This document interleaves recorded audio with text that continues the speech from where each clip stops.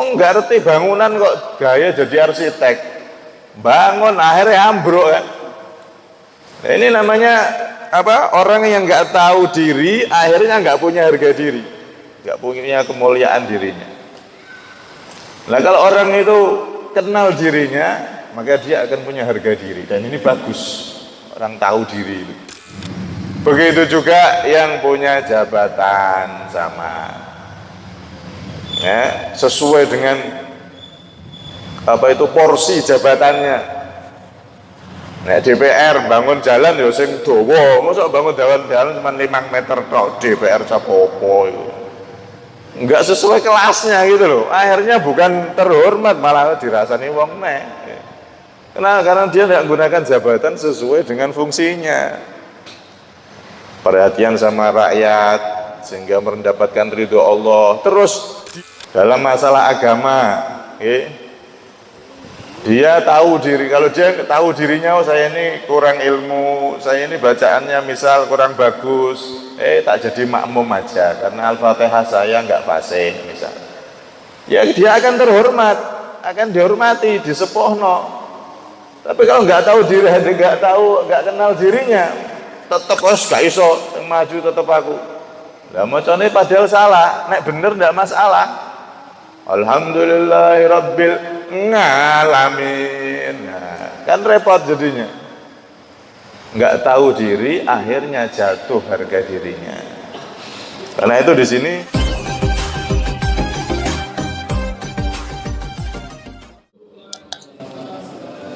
الفتى بأن تتعلم وتعلم لفاد الاستفادة نفعنا نفع وتذكر وتذكر والدعاء إلى الفجر والدلالة على خير الحث على تمسكي بكتاب الله سنة الرسول بمرضوه سبحانه وتعالى على حضرة إمام إلى أحد مؤلفات الكتاب على حضرة النبي محمد صلى الله عليه وسلم. الفاتحة. بسم الله الرحمن الرحيم الحمد لله رب العالمين الرحمن الرحيم مالك يوم الدين إياك نعبد وإياك نستعين اهدنا الصراط المستقيم صراط الذين أنعمت عليهم غير المغضوب عليهم ولا الضالين آمين.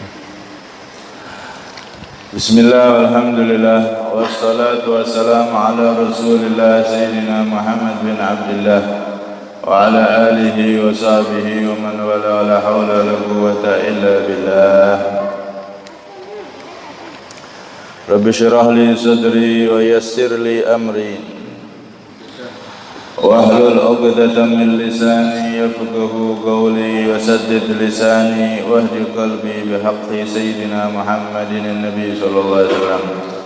دستوركم يا أهل درقي ويا أهل الباطن ويا أهل نوبتي ويا أهل النور. أما بعد. Jamaah semuanya yang dirahmati oleh Allah Subhanahu wa taala, alhamdulillah kita semua dikumpulkan oleh Allah Subhanahu wa taala di salah satu rumahnya, yakni masjid, untuk sama-sama kita niat i'tikaf dan kita niat untuk menghidupkan ilmu warisan Nabi Muhammad sallallahu alaihi wasallam. Semoga duduknya kita di sini membuahkan duduknya kita kelak di sana di surganya Allah bersama Rasulullah sallallahu alaihi wasallam, dan kita semua diberi umur panjang, sehat wal afiat, setelah itu diberi kesempurnaan husnul khatimah. Amin Allahumma amin. Jamaah semuanya yang dirahmati oleh Allah Subhanahu wa taala, kita masuk pada hikmah yang ke-84. Qala al-Imam Ibnu Athaillah As-Sakandari radhiyallahu anhu wa nafa'ana bihi wa bi 'ulumihi wa masyayikhihi amin. In aradta ayyakuna laka izzun la yafna fala tasta'izzanna bi'izzin yafna. In aradta, lamun ngersakake sapa sira, an yakuna ing yen ta ana iku tetep laka kedue sira izzun apa kemuliaan, la yafna kang ora sirna apa izun fala tasta'izzanna monggo aja luru temenan sapa sira biizin kelawan kemuliaan yafna kang sirna apa izin. Di dalam hikmah yang ke-84 ini beliau menasihatkan, in aradta ayyakuna laka izzun la yafna, jika engkau menginginkan mempunyai kemuliaan yang tidak sirna, maka jangan mencari kemuliaan dengan kemuliaan yang sirna. Artinya kalau kita itu pengen benar-benar jadi orang mulia, jangan bersandar pada sesuatu yang kita anggap mulia tapi padahal itu cuma sementara. Wong niku lah ya mandang kemuliaan kebanyakan manusia kan 3 hal. Pertama, kalau diberi harta banyak, oh itu mulia. Izzah bahasa Arab. Mulia itu maksudnya apa? Mulia karena harta berarti dia tidak bisa dikalahkan oleh sembarang orang dengan hartanya. Nek adu harta, adu kekayaan dia menang. Ini namanya kemuliaan. Mulia dengan harta. Ada lagi yang kedua, mulia dengan kekuatan. Dia orang jagoan atau dia punya anak buah yang banyak, pengikut yang banyak. Akhirnya dia merasa mulia karena dia nggak bisa dikalahkan, nggak bisa disetir oleh siapapun. Ini namanya orang yang mulia mengandalkan kekuatannya. Bisa kekuatan pribadi, bisa kekuatan anak buahnya, anggotanya. Ada lagi yang ketiga, manusia itu merasa mulia dengan jabatan. Kalau sudah punya jabatan, merasa paling menang. Bisa memutuskan keputusan ini, keputusan itu. Wes pokoknya ini ketok palu, ketak. Wes tidak ada yang bisa ngelawan. Ini orang yang merasa mulia dengan jabatan. Sebetulnya merasa mulia atau kemuliaan dengan kesombongan, kalau dalam bahasa Arab ini izzah sama takabur. Kemuliaan sama kesombongan itu 11-12 hampir mirip tapi beda. Kalau takabur atau kibir, sombong, kesombongan itu kan batrul haq wa ghamtun nas, menolak kebenaran dan merendahkan orang. Ini sombong berarti. Dia merasa mulia terus dengan merendahkan orang lain, atau dia merasa benar dengan menyalahkan yang benar. Ini sombong namanya. Nah, kalau sombong seperti ini, merasa mulia dengan menjatuhkan, ini tercela. Ini menunjukkan orang tersebut enggak kenal siapa dirinya, belum kenal dirinya sendiri. Kalau orang tuh enggak kenal dirinya, dia enggak akan kenal Allah.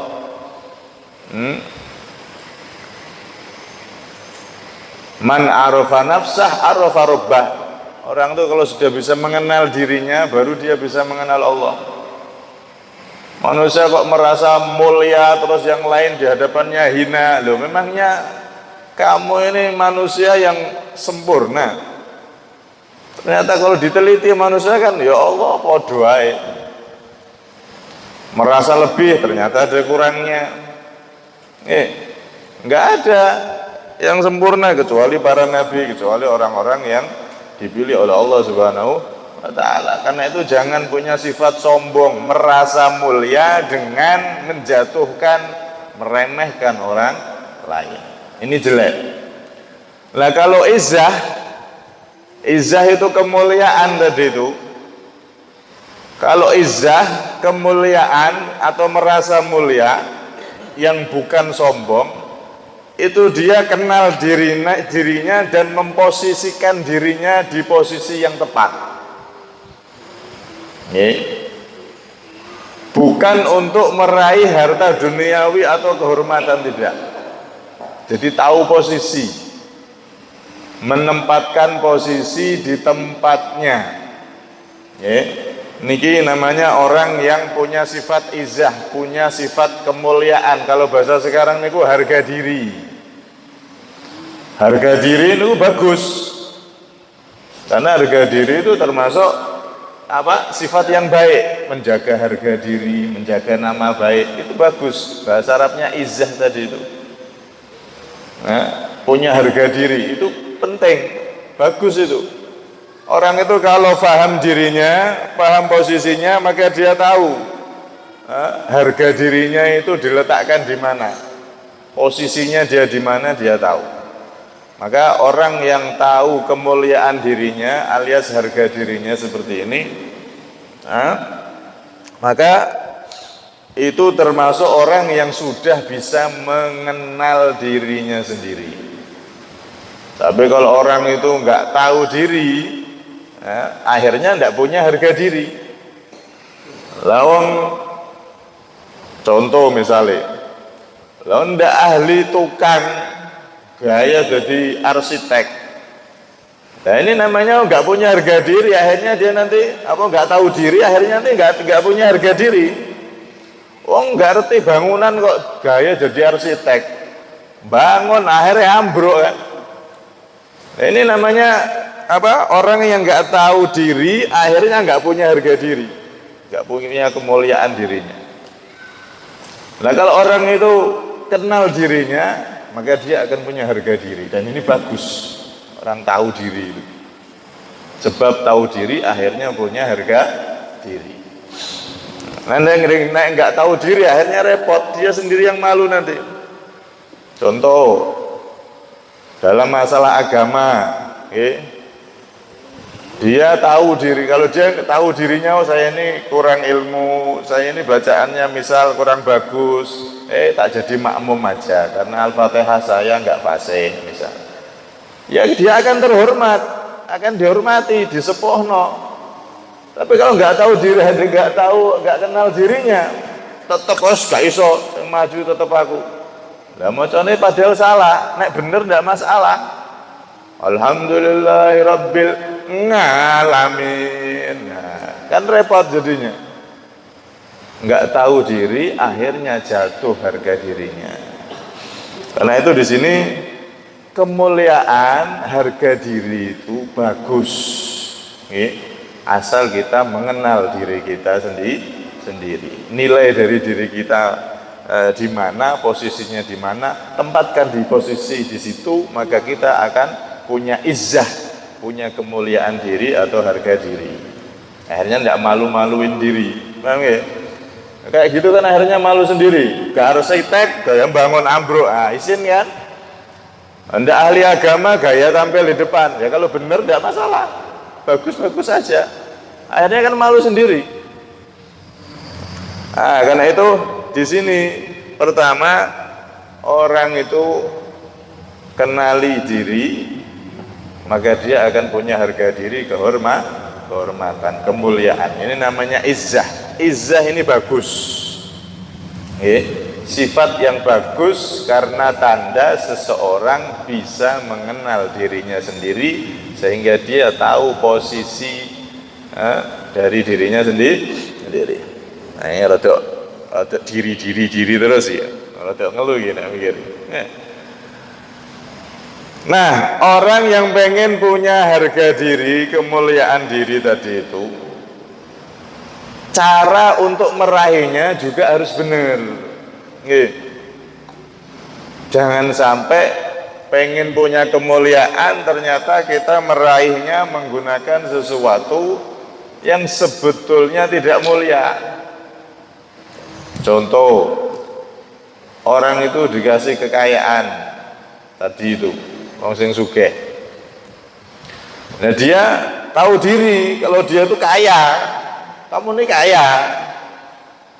Setelah tahu diri, maka gunakan kekayaan ini di jalan yang benar, yang diridhoi oleh Allah. Akhirnya kamu jadi orang kaya yang dihormati. Ojo kaya ndak tahu diri. Lah sing gak di duit nyumbang semen 10, sugih nyumbang semen cuma 1. Nah, ini nggak tahu diri ini namanya. Wong sugih kok kalah mbek wong sing biasa. Akhirnya malah nyumbane nggak dipuji orang, malah dihinakan sama orang. Wong sugih mbang sejeh. Kenapa? Karena nggak tahu diri dia. Gunakan harta itu sesuai yang diridhoi oleh Allah, kemudian sesuai porsinya, sehingga kehormatan dirinya itu terangkat dan benar-benar dihormati oleh orang. Menunjukkan kemuliaannya dia sebagai seorang yang beriman, yang kaya itu begini memang, gitu loh. Tunjukkan kalau kita itu orang muslim, orang Islam yang sugih, orang yang diberi kekayaan itu harusnya begini sedekahnya. Nah, itu kemuliaan yang dicari dengan cara yang benar. Nah kalau orang kaya merasa mulia dengan hartanya, tapi tidak pernah dipakai di jalan Allah, hartanya disimpan tok, ya tidak mulia jadinya. Wis ning donya dirasani sak desa, alah muwedhit iku yo nyen sugih sak desa iku nyen paling sugih, tapi alah pentil. Dirasani viral ning kono kene. Dia gak ngerti. Belum lagi nanti di akhirat yang dianggap mulia kekayaannya ini ternyata kayak habaan mansuro, kayak debu yang tertiup angin, hilang kabeh. Dah hilang jebule kekayaan itu. Begitu juga yang punya jabatan sama, sesuai dengan apa itu porsi jabatannya. Nek DPR bangun jalan ya sing dawa, mosok bangun jalan cuma 5 meter tok, DPR capopo itu. Enggak sesuai kelasnya gitu loh. Akhirnya bukan terhormat, malah dirasani wong nek. Karena dia tidak menggunakan jabatan sesuai dengan fungsinya. Perhatian sama rakyat sehingga mendapatkan ridho Allah. Terus difungsikan jabatan ini maksimal mungkin, semaksimal mungkin. Nah, akhirnya benar jadi izzah, punya kemuliaan diri. Kemuliaan diri di mata manusia, dan jika dia juga jadi pejabat yang mulia di sisi Allah Subhanahu wa taala. Yang punya kekuatan tadi itu anggota banyak, misalkan guru karate atau guru senam atau guru apalah, pokoknya yang duwe kekuatan itu, bisa partai, bisa organisasi.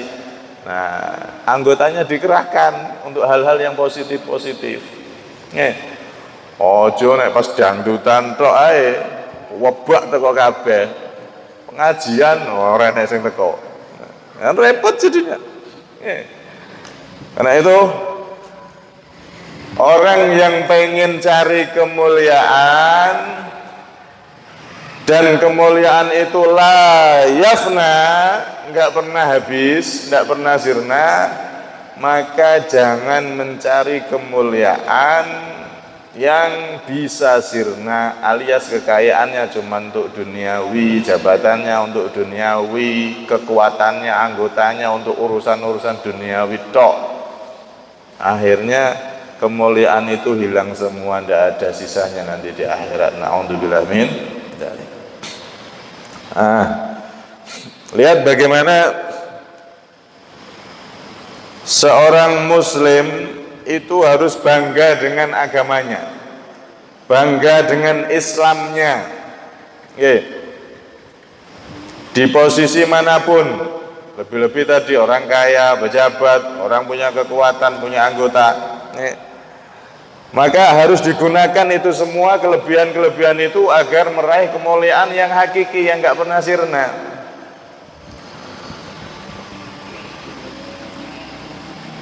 Tuh, Monisa, sering, terus itu.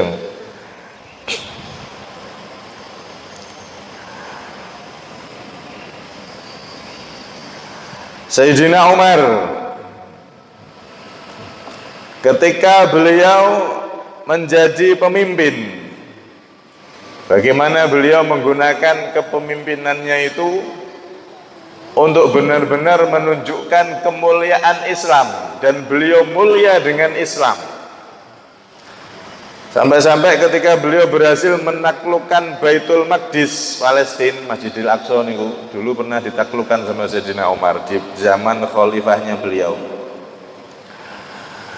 Itu ada pembesar dari agama lain yang datang ke sana pengen bertemu, kunjungan pengen bertemu sama Sayyidina Umar. Mereka pembesar-pembesar dari agama lain itu raja-raja, pejabat-pejabat tinggi, mau pakai pakaian yang necis-necis, apik-apik wis. Sayyidina Umar nemui mereka pakai pakaian yang biasa beliau pakai. Memang pakaian beliau sehari-hari ya situ, biasa. Oh, no, pakaian dinas itu biasa aja Sayyidina Umar itu. Pakaian sehari-hari. Ketika mau keluar ditegur sama seorang Sayyidina Umar, panjenengan ini mau pertemuan antar negara, bahkan antar agama, kok jenengan pakaiannya kayak biasa, kayak hari-hari biasa. Maka Sayyidina Umar saat itu berpikir pengen balik beliau. Kemudian beliau mengurungkan, nggak jadi. Tetap beliau jalan menemui mereka seperti biasanya. Nggak ono acting-actingan, gaya-gayaan, nggak ada. Saya gini ya gini. Kemudian sambil beliau mengatakan apa? Inna qaumun azzanallahu bil Islam, dalam riwayat lain a'azzanallahu bil Islam wala nadlubul izzata fi ghairi. Wahai sahabatku, wahai teman-temanku, kita ini kan kaum yang dimuliakan oleh Allah dengan Islam. Mulianya kita itu dengan Islam. Mulianya pejabat kayak saya dengan keadilan, bukan dengan tampilan gaya-gayaan toh. Ya nggak apa-apa itu, cuman saya dari dulu seperti ini, dari zaman Nabi sampai sekarang saya seperti ini, ya sudah, saya pengen seperti ini aja. Mulianya saya bukan karena baju yang mewah, penampilan yang wah, enggak. Mulianya kita itu dengan Islam. Kalau kamu punya kekuasaan, punya jabatan, gunakan jabatanmu sesuai yang diajarkan oleh Islam. Mulia. Beliau sambil nasihati gitu, kemudian beliau menemui pembesar-pembesar yang datang tadi itu dengan pakaian seperti biasa. Subhanallah. Ini ngajari kita, Pak, kemuliaan yang sejati itu, kemuliaan yang sejati itu walillahil izzatu wali rasulihi walil mu'minin. Kemuliaan yang sejati, harga diri yang benar-benar mulia, yaitu itu adalah milik Allah, milik Rasulullah, dan milik orang-orang yang beriman yang mengikuti Allah, mengikuti Rasulullah sallallahu alaihi wasallam, mengikuti ajarannya Allah, mengikuti ajarannya Rasulullah. Di posisi pejabat, maka jadikan jabatanmu itu untuk meraih ridho Allah, ridho Rasulullah. Bos, harga dirimu akan mulia di dunia dan di akhirat. Akan dapatkan kemuliaan yang benar-benar mulia dunia akhirat. Kaya, jadikan kekayaan kita untuk meraih ridho Allah, ridho Rasulullah, maka jadi mulia dunia dan akhirat. Benar-benar mulia. Punya kekuatan, anak buah banyak dan lain-lain tadi itu, jadikan semua untuk Allah, untuk Rasulullah, sehingga kemuliaan kita itu izzun la yafna, kemuliaan yang enggak ada sirnanya, enggak ada habisnya, kata beliau di sini. Jangan cuman berhenti bersandar pada jabatan terus digunakan seenaknya. Bersandar pada harta digunakan seenaknya.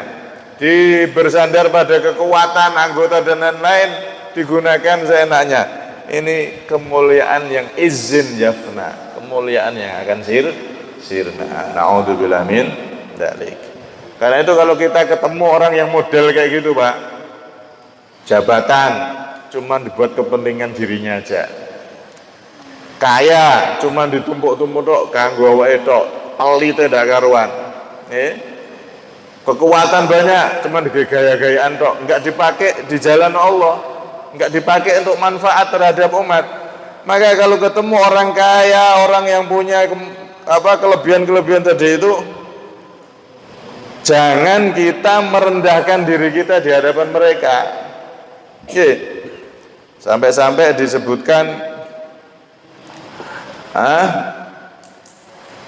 disebutkan dalam salah satu riwayat,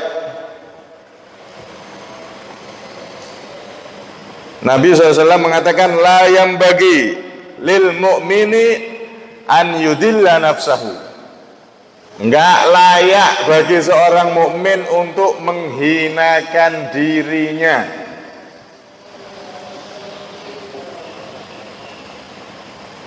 Artinya apa? Nek ketemu pejabat, ketemu wong sugih, ketemu orang yang berpengaruh punya kekuatan jadi itu wis dungkru-dungkru, salaman bolak-balik. Ketemu kiai enggak pernah salaman, enggak pernah. Ketemu pejabat dungkru-dungkru ndak karu-karuan. Padahal tahu pejabatnya ini pejabat yang enggak genah. Kecuali pejabat soleh, hormati karena solehnya, bagus. Kecuali orang kaya yang memang dia orang kaya soleh, hormati, bagus. Tapi orang kaya yang gunakan kekayaan, jabatan, kelebihannya tadi itu bukan untuk manfaat, bukan untuk Islam, bukan untuk ridho Allah, malah seenak sendiri. Kalau ketemu mereka, jadilah seperti sosok orang yang lebih kaya dari mereka. Wong sugih iki pelit. Nah ketemu salaman biasa wae. Ketemu gubernur misalnya, ini misalkan gubernur ini nggak perhatian, misal, ya salaman aja biasa aja, anggap sampai jadi presiden. Makanya dikatakan apa?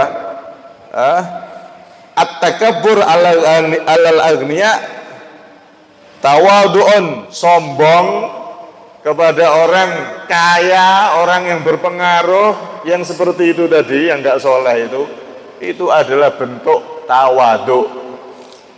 Di riwayat lain sodako, itu termasuk sodako.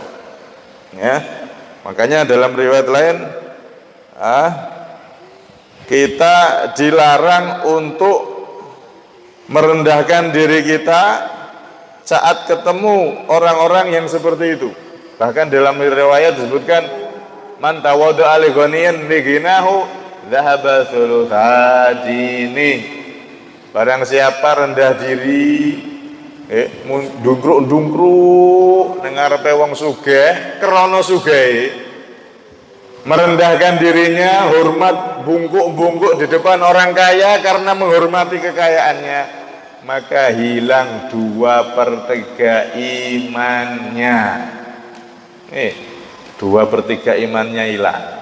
Kecuali dungkruk-dungkruk tadi, ini wong sugih soleh, saya menghormati kesolehannya. Ini pejabat soleh, saya menghormati solehnya.